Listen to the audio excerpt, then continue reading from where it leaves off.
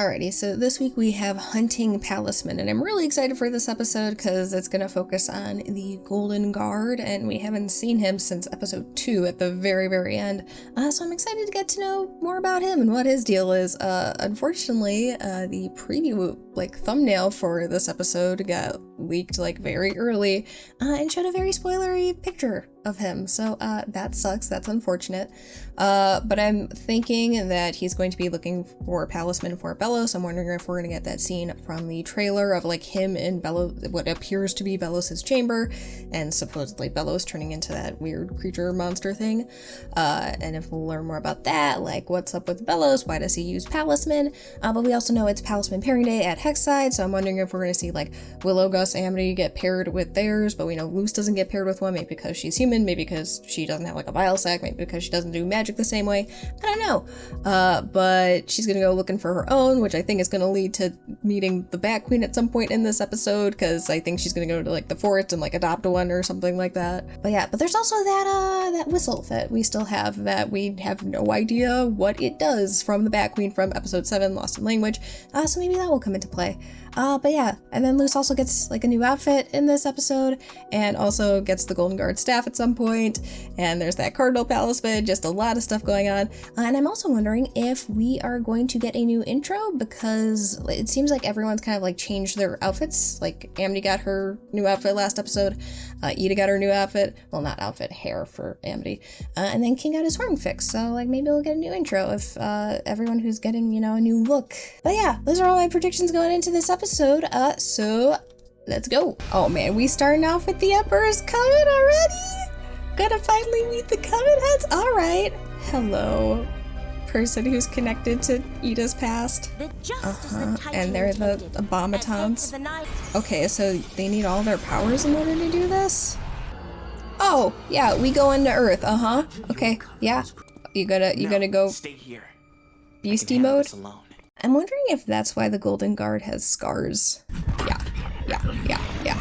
Here we go. Yeah. Ooh, like a goop monster. Alright, okay. The last from our reserves. Yeah, and you're gonna have to get wood more. has been over-harvested. Yeah, Uncle, let me help. We can make Uncle. more Palisman. No wonder he gets special treatment. Our family is gone because of wild magic. Oh my god. Is this connected to Philip Wintermade? Oh man, this is gonna be such a lore dump, oh god! Yes, new outfits. Okay, I figured we were gonna get the new outfits. The King with this horn fixed. Amity's probably gonna have her new hair. The necklace is gonna be gone. Yeah, there it is. Oh, she has a new necklace. How cute is that? Alright. Oh man, this episode's gonna be great. I'm so excited. He was gonna go hunting and looking for Palisman for Belos. I'm wondering if we're gonna figure out why, the resources for Palisman are running out. And that's why we have Palisman pairing day and stuff like that instead of making your own. If it's cause they're taking all of them for Belos. Oh, little Echo Mouse. Oh, or rat. Little Echo Mouse. It is Mouse. Diary that. Please tell me your secrets. Patience isn't always You're gonna be late for school. Luce's thing. The blazer looking nice, Ida. It's Palisman pairing day. Shouldn't Amity be here?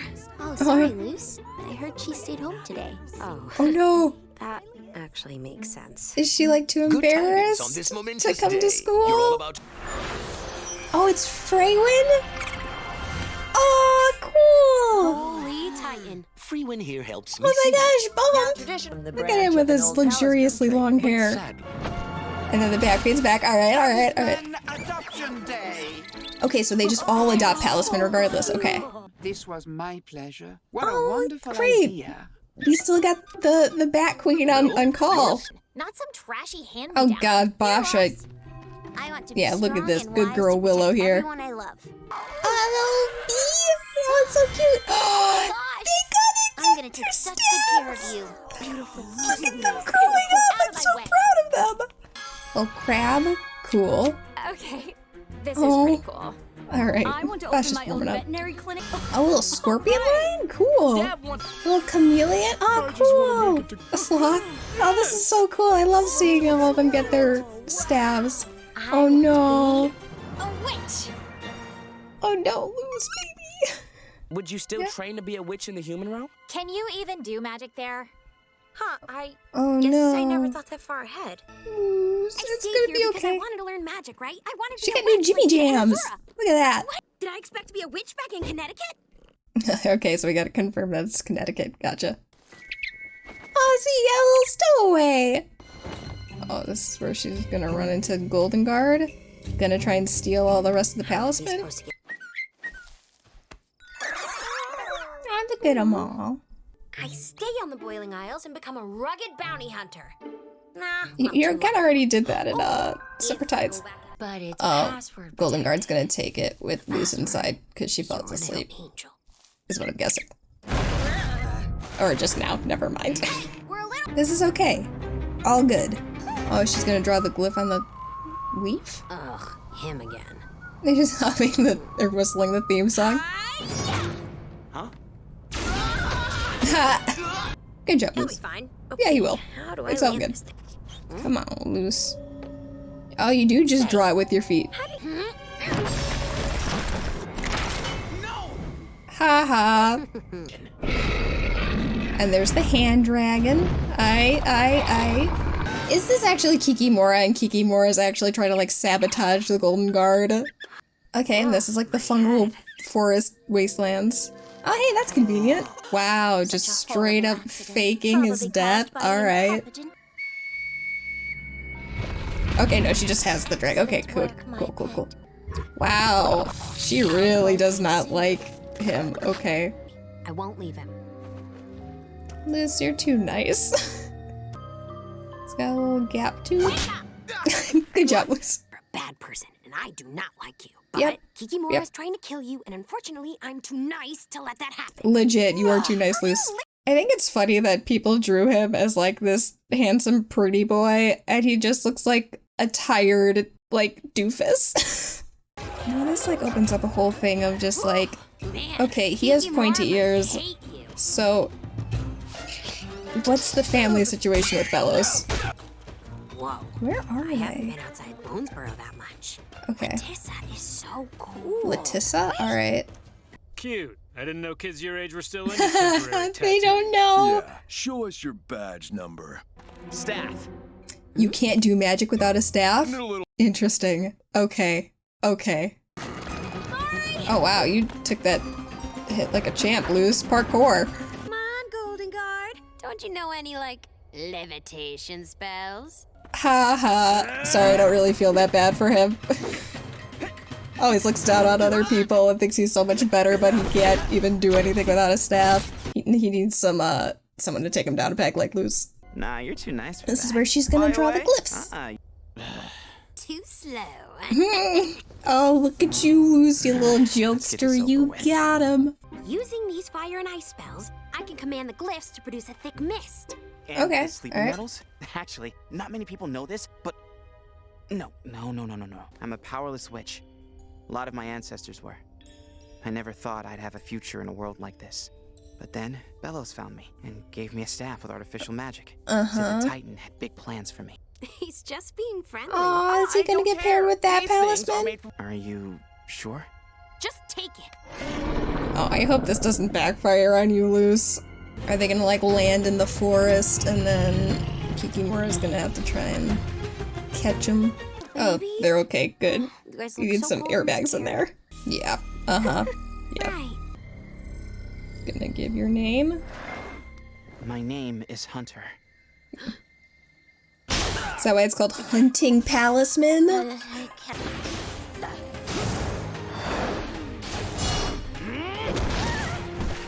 Man, the fight sequences this season have been so good.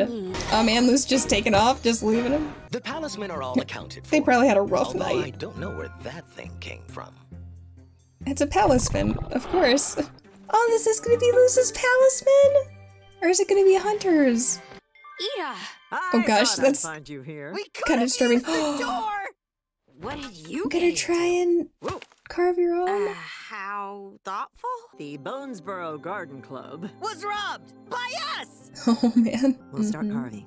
Oh, If yay. it's okay, Gonna hold off? I'd like Gonna some wait? time to think. Yeah. It's hard to pick. Just know that whatever you need from us, we got you. Oh, look at this adorable, loving family. Taking you in. Of course Oh, not. guilt I want to tripping help. stuff. Oh And boy. if you... You're alive? I mean, I heard about the crash in Letissa. And she's gonna find out. Yeah, the cardinal's gonna go. Oh my gosh, is that a sprig plush? Yeah, the cardinal. Palisman! No, it's yours. Oh, sorry. And a Remy doll too, because he has the same voice actor. Got some things to think about, buddy. That was a good episode. I like that one a lot. We learned so much. Oh god, I'm gonna have to go over so much lore stuff with Palisman and everything. Oh boy, oh boy, oh boy. Yeah, how Palismen are made. What's going on with Belos? That Hunter's basically adopted, but that might be connected to Philip Woodabane. Oh man, there's so much to go over with this episode. Oh man, I don't know how they're doing it this season, but every episode has just been like a knock out of the park. My goodness. So Hunting Palismen had a ton of lore dumped on us, from Belos' plan with the Day of Unity to his and Hunter's relationship to Palismen and their creation. Needless to say, there was a lot to unpack.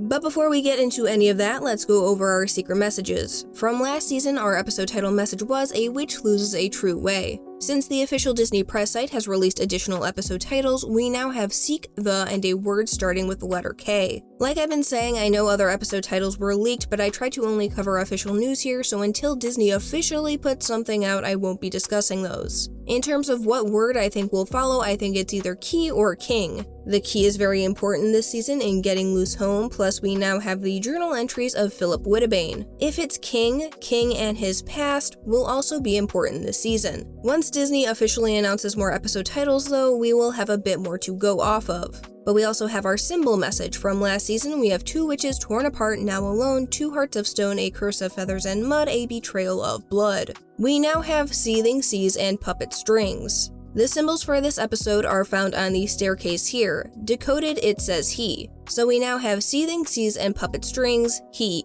The question is still who is the puppet. With the addition of he, this might narrow down our options. The most likely at this point being Belos. Is he the puppet to the Titan, or is Belos the puppet master? It's always funny doing these codes because getting one word at a time can really change how we look at the message. Like getting puppet completely changed my outlook on the message when theorizing who it could be referring to, and then this week we get he and I feel like I throw out half of my theories. But we'll just have to wait a bit longer for more words to get a better idea. So with the messages and codes out of the way, let's get into the relevant plot, lore, and world building for this episode. So to start off, we get a big scene of Belos and the Coven heads going over their plan for the Day of Unity, a celebration of the purification of magic under the Coven system as the Titan intended. We see the shot from the trailer of all the Coven heads, and we see the Blight's abomatons are already being implemented within the Coven. But the heads are allowed a glimpse of what the Day of Unity is. Upon placing their emblems in a cauldron, they are shown a shot from the trailer. Although this time we see that the Titan is in the human realm, and we see an eclipse happening. This seems to be a solar eclipse primarily since the moon is in front of the sun, but it also seems like the shadow of the Earth is somehow also being cast on the moon for a lunar eclipse. It may have just been an artistic choice, or if the worlds really are going to be merged, I could imagine that the sun and moon of both worlds would get a little bit wonky. But this eclipse is likely the timer for when the Day of Unity will happen, since Belos has indicated that they are on some sort of schedule. And in that time, Belos wants as many witches to join covens as possible, to have them grow with power and unite the realms to create a utopia for the worthy free of wild magic. Now the question is, who is deemed as worthy? Obviously, covenless witches like Ida wouldn't be included, but that seems to be a small group compared to everyone who does join a coven. Perhaps there are other qualifications Belos is looking for, or he just wants to unite the realms for all Coven witches. I am also interested to know why wild magic specifically couldn't be used. As we saw in Young Blood Old Souls, Lilith could still use magic on Earth produced from her bile sac. She and Ida can no longer because of the curse, but theoretically any wild witch who still uses a bile sac could perform magic normally. So what's going to be the big change in uniting the realms that takes that away and only lets Coven witches use magic? I'll have to hold off for the time being, but I'm sure this will be elaborated on more in other episodes. Now the other thing is that since the Coven heads got a glimpse of the plan, this will directly lead into the next episode, Ida's Requiem. A person from Ida's past enlists her in a rebellion against the Emperor. That person likely being the Bard Coven leader, who is also the person from this photo. So they'll be getting Ida's help to stop whatever Belos is planning. Hopefully, and this isn't some sort of trick for Ida. Now, after Belos does show his plan, he starts having an outburst and transforms into some sort of goop monster, perhaps something similar to an abomination. I actually did a video talking about if Belos was cursed or not, and while that is still up in the air, one thing I did talk about was him using the Palisman to control this condition, which is the case. And the Coven has been harvesting from the Palistrom woods to try and keep Belos' condition under control, but at this point it's over-harvested. This is probably why the resource to carve Palisman is so rare, as Dana said in her AMA. The next reveal is that Belos is Hunter's uncle. It's elaborated on later, but Belos found Hunter, who is a powerless witch, many of his ancestors as well, and took him in because the Titan apparently had big plans for him.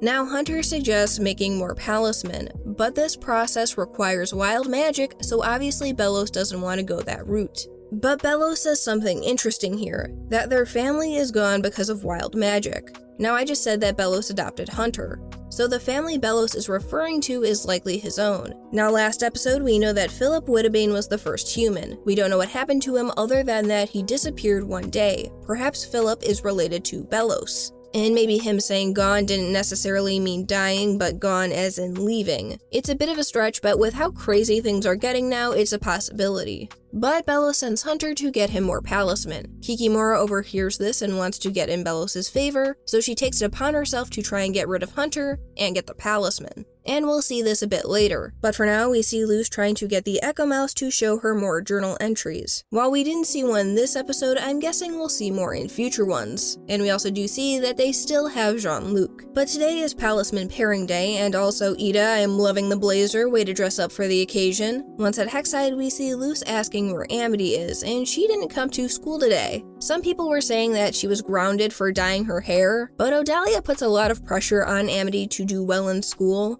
so I don't see how her missing class would be a punishment for Amity when really it would be a punishment for Odalia since her kid isn't in school. But like, this girl was so embarrassed after the kiss she just isn't showing up, and I can't believe that Amity missed the castle field trip because of her broken leg. I guess Belos' castle isn't handicap accessible, and now she's missing Palisman pairing day because she's too embarrassed to see Luz again. But hopefully she'll get one later. I mean, Willow and Gus got one, Luz will eventually make her own, so it'd be weird if she didn't get one. And who knows, maybe Luz and Amity will get theirs at the same time and carve their own. Also, we see the return of Viney and Gerbo, though with little to no lines of dialogue, but no Barkus. Where's our boy Barkus? Now, one of the other reveals we get is that Bump's Palisman is Freewin, who acts as Bump's hood and eyes. And just look at Bump's beautiful long locks. But I like that Palisman have other uses outside of just being part of a staff.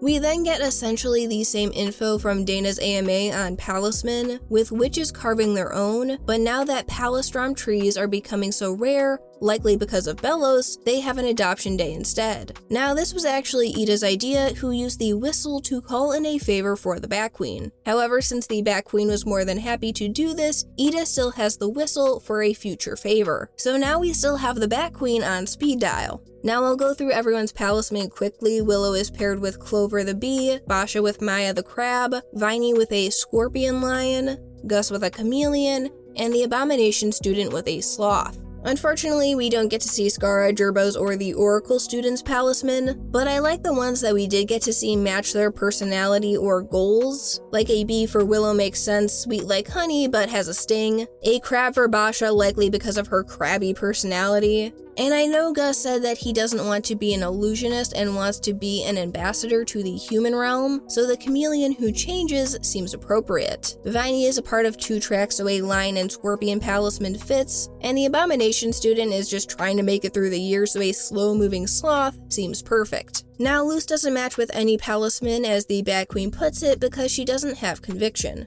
Luz has got a lot going on right now with trying to get back home, so she's been focusing on that short-term immediate goal and not what comes after. Because of that, Luz doesn't really know what she wants or what she's going to do with herself after she gets back home. And as we'll see later, it's okay to not know what your next step is or what you want. It's best to take the time you need to figure things out like Luz does with carving her Palisman. But props to all these kids for having defined goals and ambitions at the age of like 14, because I sure as hell didn't. Now once Luz gets back from school, she discovers that she has a stowaway, the Cardinal, so she goes to return him to the nest. But we also get the confirmation that Luz is from Connecticut, which is the state that Dana is from. Since she's already there, she figures trying to match with a Palisman couldn't hurt. Unfortunately though, Hunter captures the nest to bring to Belos, however Luz is quick to board the ship and blast him off. But because of his staff, he is able to get back quickly. But Luz is a quick thinker and is able to use an ice glyph to knock it off of the ship. And these are just some of the most eventful seconds because wouldn't you know it, Kikimora is attacking the ship with her hand dragon. Thankfully, Luz and Hunter both survive, though Kikimora is trying to make sure that Hunter is killed. We also get the name of a new city dropped called Latissa. Since the Boiling Isles is a corpse, I'm wondering if Latissa is located near where the latissimus dorsi are located on the body. Now with Luz overhearing Kikimora's plan, she decides to save Hunter because even as Luz admits, she's too nice. This brings us to actually seeing Latissa, and I really like being able to see cities outside of Bonesboro. Hunter tries to contact the castle by visiting a police precinct, so the Isles have these and other Coven members stationed outside of Bonesboro. But the guards don't believe he is actually a part of the Emperor's Coven. Like, I know being secretive about your identity is probably part of the job, but it kind of backfires in situations like this, especially with Luz refusing to give the staff back. After a chase scene and Luz starting to pick up that Hunter can't do magic without his staff, the two call a truce to take down Kikimora, who is in the process of bringing Palisman to Belos. Thus begins the plan of Luz using fire and ice glyphs along with the sleeping nettles to make a mist to make sure Kikimora doesn't get away. Both Luz and Hunter note that the book From Bones to Earth, A Study of Wild Magic is where they learned of a similar spell. Seeing the glyphs, Hunter says that they remind him of elemental magic that was performed during the Savage Ages, but stops himself before saying anything else. No, Hunter, we need to know. It's restricted for stupid reasons, like I'm sure we'll find out eventually, but I want to know now. But this leads to us learning more about Hunter, him being from a line of powerless witches and Belos taking him in and giving him a staff of artificial magic. So we learn that there are witches who are born without powers, not just late bloomers like Willow. Additionally, Belos has created a staff that somehow creates artificial magic. I mean, Luz can perform magic differently through glyphs, so staffs aren't that much of a stretch. The real question is, how are these staffs made and what gives them their magic source? This, like many other things, will probably be elaborated on in future episodes. Now, I'll talk about this in a minute, but Luz and Hunter have interesting parallels in both being witches who can't perform magic the way others do. Both are feeling a bit unhappy with where they are right now in life, but for Luz it's because she has no idea what the future holds, and for Hunter it's because his entire future is planned out. So each are a bit envious of each other. But with Kiki taking off, the two start their plan, Luz even returning the staff. And in this moment, Hunter looks genuinely taken aback by the gesture, even asking Luz if she is sure. I'm guessing Hunter has probably lived a pretty solitary life and not having anyone else around him besides Belos. And obviously Belos isn't much of a caring individual, so Luz being kind, even though she has every reason not to be, is something Hunter hasn't experienced before. But with Luz creating the mist, she brings Kikimora and the hand dragon down. The Palismen are safe, and Luz begins to get them back to Hexside before being stopped by Hunter. And he's definitely conflicted here, doing what he knows what is expected of him versus what he wants to do and what he thinks is right. And he ends up choosing the latter, or at least was heading in that direction since he lowered his staff and gave his name. But Kiki isn't going down without a fight, and although she doesn't know it's Luz and Hunter, she will eventually find out that the latter was involved at the end of the episode. Now, to Hunter's credit, he does fight off Kiki to let Luz get away. There's one specific moment where he could have easily let Kiki hit Luz with a spell, but he stopped her. I think a lot of people, including myself, thought that Hunter wouldn't stay aligned with the Coven the rest of the series, and it looks like we are getting the beginnings of that. Luz returns the Palisman, but just leaves the hand dragon. I guess that isn't a potential danger at all. And in the morning, the Cardinal tells the Bat Queen that he has found his match, which ends up being Hunter. While the Cardinal is off doing that, Luz returns home to find that Ida, who very creepily comes in through the window, robbed the Bonesboro Garden Club with King, for Palistrom wood for Luz to carve her own Palisman. But Luz wants to hold off a bit longer since she wants to get back home and see her mom again before she thinks about her future. And just look at this beautiful, caring family. Considering Ida was not the most maternal character, seeing the lengths that she'll go to take care of Luz and to make her happy shows how far hers and Luz's relationship has come. And the same can be said for King. Someone who is a bit more self-centered is now going out of his way to put others before himself. Now in contrast to this, we see Hunter and Belos plays the guilt trip card with Hunter since he took him in. But Hunter brings up something interesting, saying that wild magic is the cause for Belos having his current condition. So the question is, what did Belos do, or possibly someone else do, to cause Belos to have his current state? And is it related to the elemental magic that Hunter mentioned before? And I'm just guessing that the scars that Hunter has on his body are from Belos when he's disappointed with him. Which, if that ends up being the case, is pretty dark for the show to go, but like I just mentioned, shows the huge contrast between Luz's and Hunter's family situation. Now, after Kiki realizes that it was Hunter back in Latissa, seriously Hunter, you didn't cut your little hair strand so she wouldn't know, he goes back to his room and the Cardinal picks him as his witch. Also, you could see a Sprig plush and a Remy doll, Remy having the same voice actor as Hunter's, Robinson. But initially, Hunter doesn't even think it's a good idea for the Cardinal to stay in the castle in case Belos saw him. But for now, he has a new staff, and I'm guessing he'll probably try and train with it in secret, but we know that Belos is probably gonna find it sooner or later, and if anything happens to that little Cardinal, I will be so upset. But I think that this episode really set Hunter's arc in motion. Luz just kinda has that effect on people for changing their lives for the better. But in addition to that, we got a ton of lore this episode, which I was kind of expecting since this was the first Hunter-centered episode. Plus, we learned a lot about Palisman as well as Belos' condition. So a lot to cover, but with all of that out of the way, let's get into character development. Now, this episode pretty much focused on Luz and Hunter specifically and how they are both feeling a bit unhappy with their current situations. But before I get to them, let me quickly go over Kiki, Belos, Ida, and King. Now, this was the most we have really gotten with Kiki in the series so far.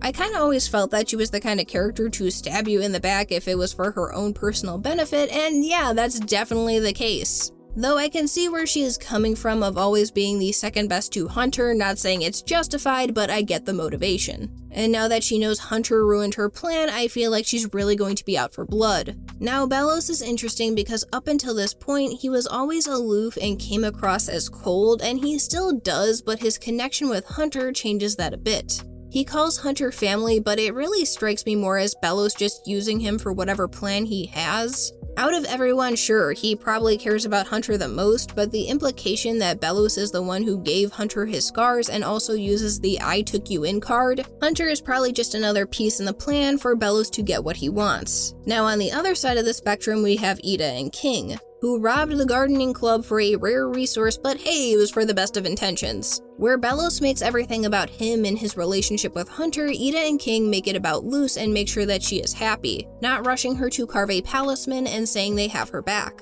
So while Luz and Hunter are in similar positions with their lives, Luz has the support of those around her to succeed where Hunter does not.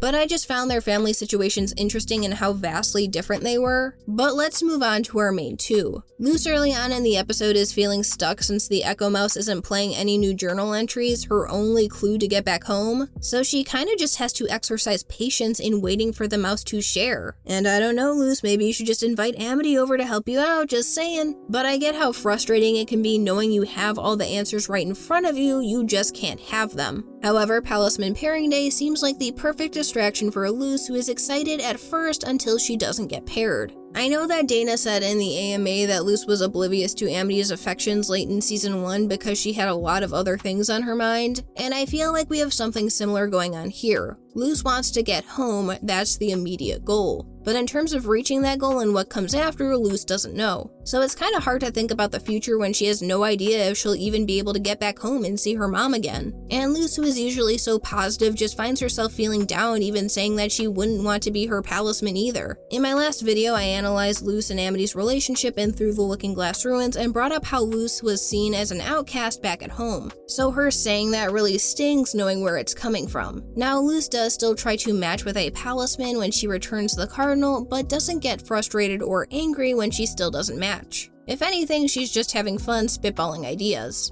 But once hers and Hunter's paths cross, I like their dynamic. It definitely reminds me of a sibling relationship with the constant bickering and somewhat childish behaviors. But I love that Luz just slaps him to wake him up, like sweet kind Luz was just like, you know what, this guy deserves a slap. Luz is honestly too nice though. She really has no reason to protect Hunter since he is with Belos, but Luz can see the good in others and give them the benefit of the doubt. Now, Hunter just finds Luz annoying at first and wants nothing more than to get away from her, but that will change. It's also interesting seeing him in a position with no authority. As the Golden Guard, everyone listens to him, but now he can't give orders and has to play by others' rules. Realizing this, and with Kikimora taking the Palisman, he makes a truce with Luz to get out of his current situation. And this actually leads to the two bonding. Even though both are very different, they do have similarities in that they are witches who can't perform magic through traditional means. Both like learning about magic, and they are two teens unhappy with where they are in life. Although the latter of which is what I previously mentioned, with Luz being unsure about her future and Hunter having his future planned for him.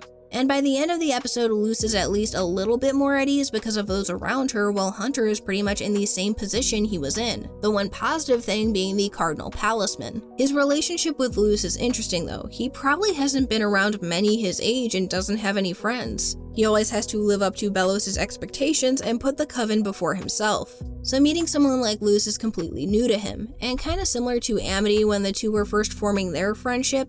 You can start to see the cracks form with Hunter starting to question what he wants to do versus what is expected of him. And I'm sure we'll continue to see this grow over time, though I think Hunter may have a more difficult time with it considering his close connection with Belos. Even though Belos is pretty awful to him, he still wants to help, even saying that if he knew more about wild magic, he could help Belos out. He wants to prove himself and be seen as worthy in Belos' eyes, which will probably never happen since he is probably just seen as a piece in Belos' plan. I'm getting some Zuko vibes here with Hunter thinking that he wants to earn a parental figure's respect, but we'll learn that it won't make him truly happy. And since Amity kind of had a similar arc early on, I'm wondering if Hunter will go more of a Zuko route with a betrayal in the series. That would deviate the arcs between Amity and himself for sure, but that's looking a little too far ahead. At the very least, Luz seems to have made an impact on him and he will be more open to her in the future. Maybe we'll even learn some more about the wild magic that he mentioned. But speaking of Luz, after her adventure with Hunter, she is a bit disappointed. She definitely looks sad that things didn't turn out the way that she had hoped, but this definitely won't be the last time these two meet. But I just love that Luz can manage to see the good in everyone and give people the chance to better themselves. Considering no one really paid that much attention to Luz back at home and wasn't given that sort of kindness, it's nice to see Luz give it out to others. Moving on to the scene with Ida and King, I appreciate that Luz isn't sure what to do when it comes to her future. She wants to get home, but everything else is a question mark. But I like the lesson that it's okay not to know what you want in the future. Especially at Luz's age, she's still a kid who is growing as a person. Add being stuck in another realm into the mix, and yeah, taking her time to figure stuff out is perfectly okay. She's got a lot on her plate at the moment. But hey, whenever she's ready, she has the wood to carve a Palisman whenever she wants. And I guess she'll also just be carrying it around in her bag now. Seriously, Luz, that's like a weapon. But I thought this episode was really great for Luz and Hunter. Hunter especially because I'll be honest, I thought I was going to like him originally, then we met him in Separate Tides and Escaping Expulsion and I thought he was just a shithead brat, but now I'm definitely coming around to him. I'm sure he'll play a bigger role this season, especially since it's hinted at him knowing about wild magic, so that will be huge going forward. But overall, I enjoyed Hunting Palismen a lot. I've really enjoyed how the past few episodes have had the plot continually building off of each other, and that will continue with the following episode, Ida's Requiem. I keep saying it every week, but the Owl House crew has been doing such an amazing job with all of the episodes. They've definitely hit their stride and just have something really special right now. We're definitely starting to hit that point where the plot threads are all starting to intertwine more, and I cannot wait to see where things go from here. Thank you so much for watching. I hope you have a fantastic day, and until next time, guys, take care.